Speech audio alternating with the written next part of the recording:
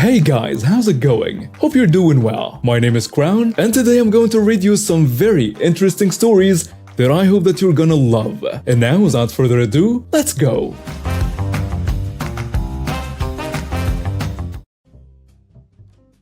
Alright, so a little backstory. This happened about 4 months ago. I had just finished an 11-hour shift and needed to stop at Home Depot to get a new drill. I just wanted to run in, buy it, run out, and get home. Of course, it wasn't that easy. I had just gotten to the drills and was looking over the options in my price range. That's when I heard that. Excuse me, where are the wax toilet rings? There are a few other people in the area, so I ignored it. Assuming there is an employee nearby, it's important to add. As I work in traffic control and just got off the job site, I am wearing high-visibility pants, a high-visibility vest shirt that says my company name Traffic Control on the back. Also a radio with a shoulder mic and have a Traffic Control Technician certification card displayed on my vest. The employees here wear orange aprons and normal clothes. Hello? Do you want to do your job or just stand there looking at tools? At this point, I glanced around to see what was going on. I assumed some customer was berating an employee, which happens a lot at this location unfortunately. I was surprised, however, to see some 30-year-old guy in a white button-down shirt and tie looking at me like I'm stupid. "Can I help you?"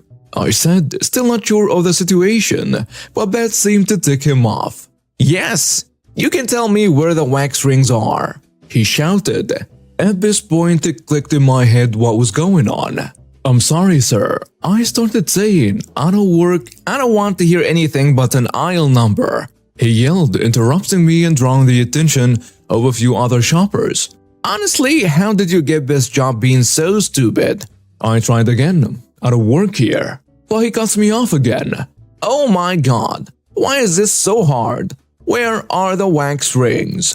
Now, I don't know why, but I got an idea in my head that I thought would be amusing, but at the very least might get him away from me. I pointed behind him at a random aisle where wax rings almost certainly weren't in, and I said, "It's right there." Finally, how stupid can you be? He yelled, huffing and storming off. I thought that was the end of it. I figured he'd realize they are not in that aisle and then find an actual employee to ask. Nope. He came right back and started yelling that I don't even know how to do my job, and that his best friend is a district manager and he'll have my job. During his yelling, I noticed a few shoppers staring at us. I just raised my hand, pointed to the same aisle as before, and said, "They are right there. Look, can't you see them?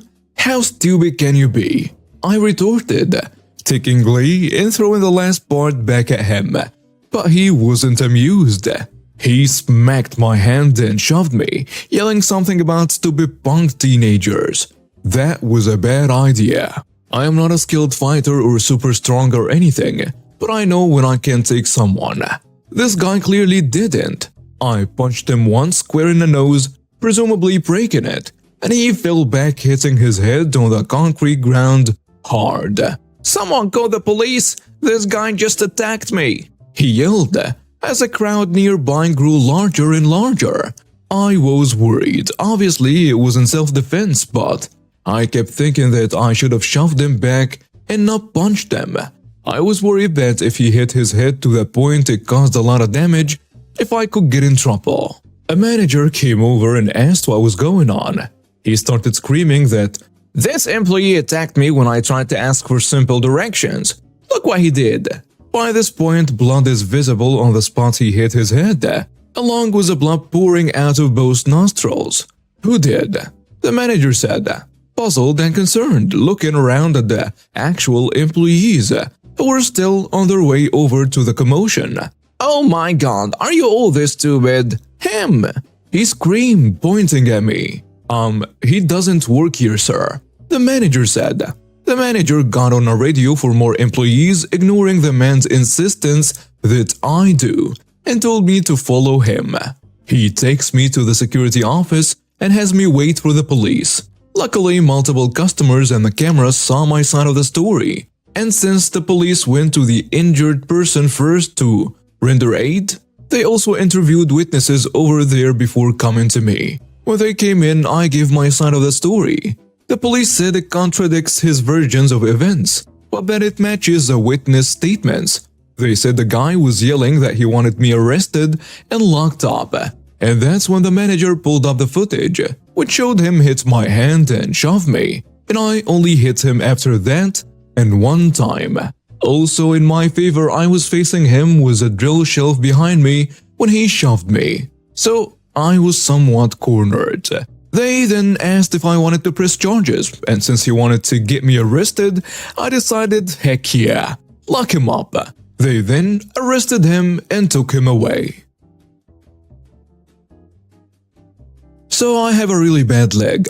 I've had 13 surgeries, long story, and had just started at a new school. After the first 3 weeks, I had to go in for another procedure on my leg. Not that big a deal to me. I've been here before. Upon my return, I had documentation of my restrictions, as well as special amenities that were required. The big three were that I needed extra time to get from class to class, must have someone to escort me, and needed unrestricted access to the elevator.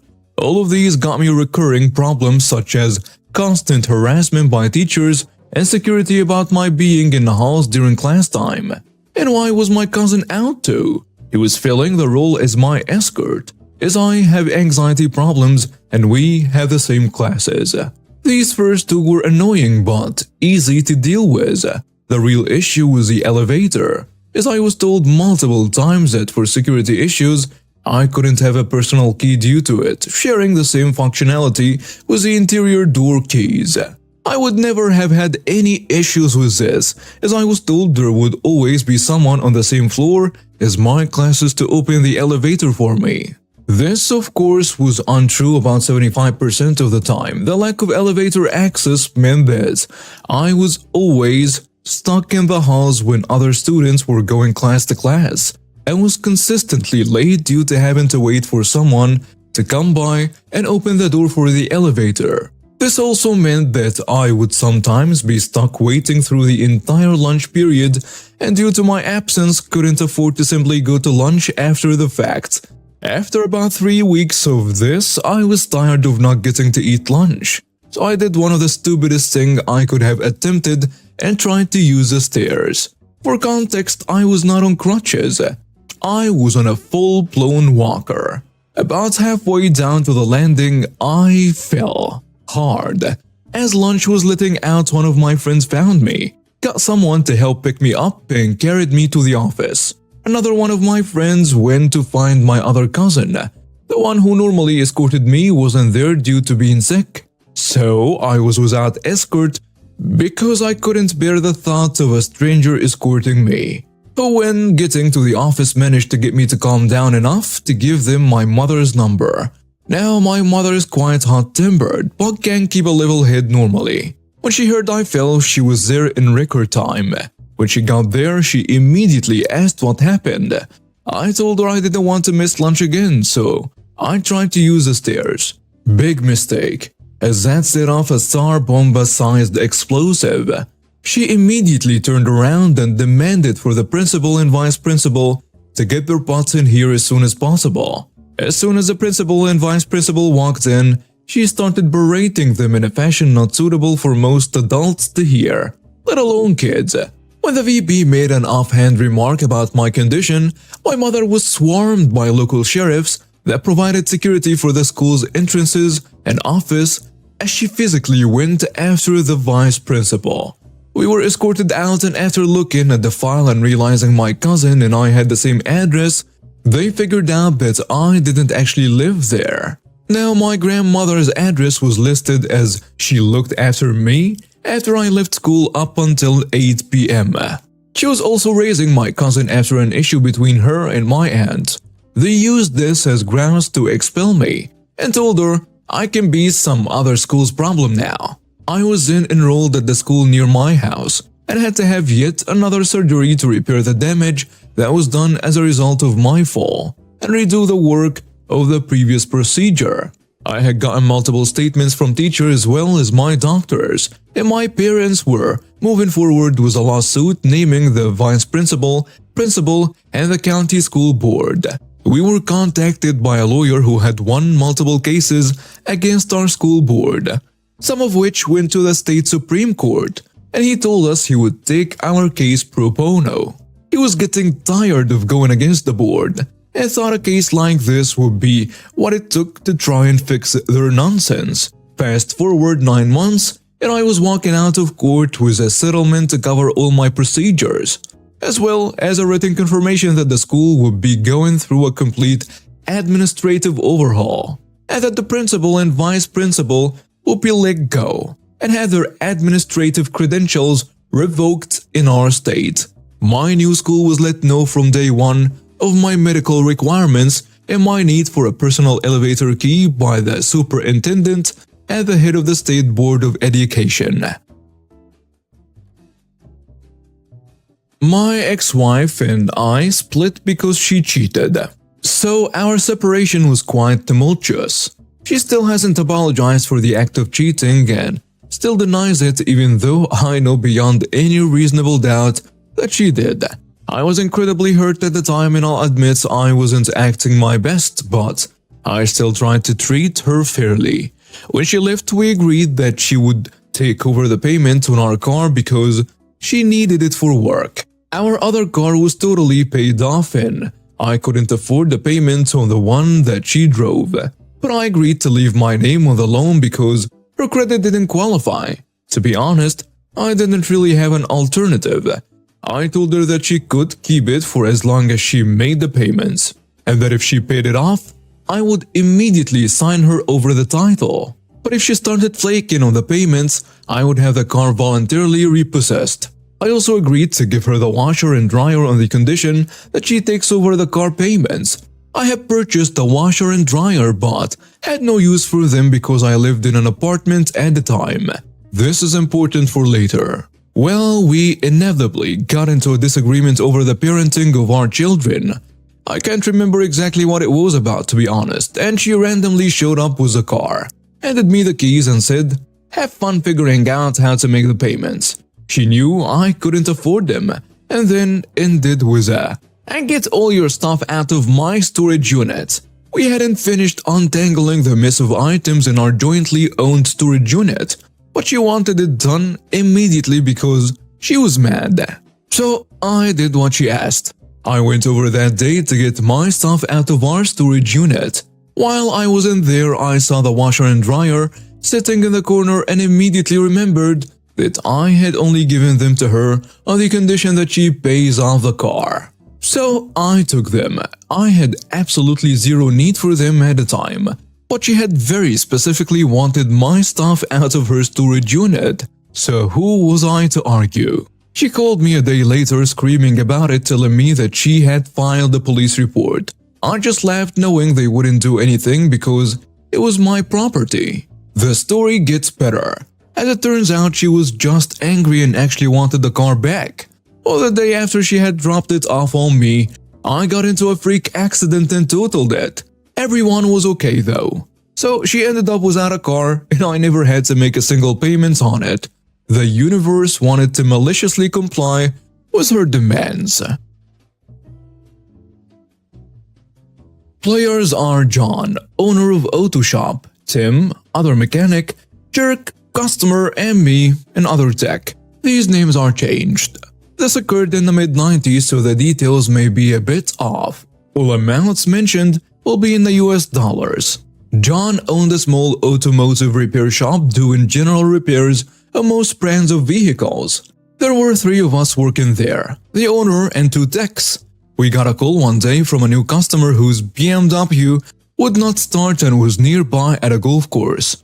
I sent a tow truck and had the BMW put in a stall. Sure enough, it would crank over but not fire off and start. I checked for spark and there were plenty. Now to check the fuel system. No fuel pressure. Went under the hood again to check the fuel pump relay. No problem there. Now to check power at the fuel pump. The manual said the fuel pump was in the inner fender liner in front of the left rear wheel. Pull the wheel off, at the liner back, and lo and behold, no fuel pump. There was a fuel filter there though. Went back to the manual and looked up the next production year BMW, and it said the fuel pump was internally mounted in the fuel tank. Cleaned myself up well, car had white leather, and removed the rear seat to access the fuel pump. The fuel pump only has power while cranking or engine running. So, I got him to crank the engine over while I checked power to the fuel pump. Pump had power to it. I priced out the fuel pump and wrote the estimate. It came out to approximately $625, broken down like this. Labor for diagnostic time and install 2.5 hours at $75 per hour, that's $187. Fuel pump, $300. The total, $459. Tax and shop supplies, $38. The new total is $525. When the customer called for the estimate, Tim answered the phone and gave him his total of $525. No towing included. It was on the ticket, but Tim just missed it. At the last minute, I remembered the fuel filter and ordered one and installed it on the vehicle at no labor. Just the cost of the fuel filter plus a little tax. When the jerk came to pick up the car, I heard a lot of loud voices in the office and went in and took over the customer. He wanted to know why his bill was $625 instead of the $525 he was quoted. I explained that the quote Tim gave him did not include towing of $75 and that I had forgotten the fuel filter at $25 plus tax and had installed it at no labor charge. That jerk raised his voice suggesting that the fuel filter was a problem and not the fuel pump. I assured him this was not the case and he demanded the old parts. No problem, as we would just throw them away anyway. He wrote a check. About a week later, the check came back as stopped payment. Turns out the jerk lived in another county, and our DA's office, local prosecutor, will not take action on an out-of-county checks. John calls the customer to see why he would stop payment on the check. The jerk ranted that he had taken the fuel pump to his mechanic, and that guy said the fuel pump was good and that we had ripped him off. Total nonsense, as a restricted fuel filter won't hardly keep a vehicle from starting, although it might affect the acceleration a bit. Fast forward to a few months later and we sued the jerk in small claims court. A friend who is an attorney represented us for free. We can then add $500 for his fee. We paid $25 for a process server and he was served. The jerk never showed up for court, so we won by default. And now his bill is around $1,175 with court costs, attorney fees and such. In Texas, if a customer does not pay for a car repair, we can enforce a mechanic's lien on the vehicle and even take it from anywhere we find it. Also, it can't be sold to another party with a lien on it. A couple of months later, we were telling the story to another local who owns a tire shop. Turns out the same jerk had bought a set of tires and stopped payment on that check as well. The jerk was trying to play the system knowing that out-of-county checks home prosecuted. A few months after I saw the BMW at the local golf course parking lot and sent a record to pick it up. Now the bill is $1,350 with the impound fee. The record company took the car to their yard and then called the local police department to inform them of a repossession. When the jerk finished his golf game and came out to go home, the jerk found his car missing, and he called the police to report it stolen. The police informed them that it had been taken on a mechanic's lien and not to come on our property unless it was to pay for our outstanding bill. The police informed them that it had been taken on a mechanic's lien and to not come on our property unless it was to pay his outstanding bill. The jerk called up and yelled at John, cursing and hollering. John hung up on him. The jerk called back, cursing and hollering again. John hung up again. The jerk called back a third time and John told him, "If you want to discuss this like an adult, I will. Otherwise, I am not going to listen to cursing and yelling." John explained that the bill to redeem his car was now $1,350, and the jerk said, "I'll sue you." John asked him if he remembered being served by the constable a few months ago. that we sued him already and he never showed up. The jerk then said he would just let the bank take the car back. Okay, no problem there. The bank will pay the bill and auction the car, and whatever wasn't covered by the auction, the jerk will still owe. I got the call from the bank asking how much was owed on our bill. I informed them of the balance due, and I asked the banker what was owed on the car. The balance at the bank was around $9,000, and the car was worth around $6,000. At auction, it might bring $3,500. So if the jerk let it go back to the bank, not only would he have a repossession hurting his credit, he would still owe the bank around $6,850 and still have no car. The jerk's wife called and asked to come in and pay for the car. We told her the amount and told her only cash. She came and paid. Now for the revenge. We called our friend at the tire shop that the jerk had screwed over on the tires. I think it was around $1,100. He arranged for a record to pick up the car after the jerk's wife paid us and took it to another impound yard, incurring another $175 impound plus the initial $1,100 for the tires. So for the jerk trying to screw us out of $625, he ended up paying us $1,350 and our friend's shop $1,275 for a total of $2,625. I bet his wife was pissed and that probably put an end to his golfing for a while. And now we have reached the end of today's stories. Thank you for watching and see you next time.